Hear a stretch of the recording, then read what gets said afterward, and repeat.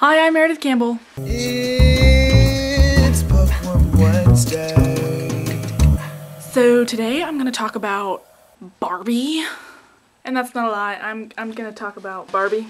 So this book has a story, and I don't just mean the story written down on its pages. I mean the story of how this book came to me. So when I was a little kid, like really little, I never had any Barbies, but the very first book I think it's the very first book I ever owned was a book about Barbie. And apparently I carried it around with me a bunch. And one day we went into a store, I think it was a bookstore, and I left my Barbie book in the store, never to be seen again. So when I told this story to some of my friends in college, this book found its way to me.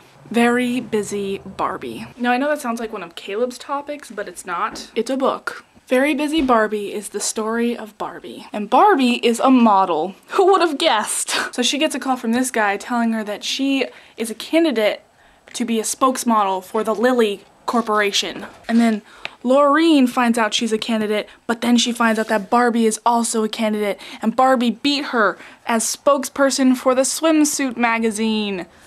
Laureen is not happy. But then we find out that Barbie is a charitable person, and she takes Mrs. Appleberry her breakfast every morning because she is a disabled old woman. Look how caring Barbie is. So then the morning that Barbie and Laureen are supposed to go head to head and get the job, Mrs. Appleberry doesn't come to her door. And Barbie, being the creeper that she is, looks through the window and finds Mrs. Appleberry fell out of her wheelchair, and she calls 911. And they take her away to the hospital, and Barbie was with her all along. So Mrs. Appleberry is very thankful, but then she reminds Barbie that she's gonna be late for her job interview. But Barbie says, "It's okay, staying with you, Mrs. Appleberry, was worth it all. And I can hurry." So she gets in a taxi, but it gets a flat tire. Oh, flat.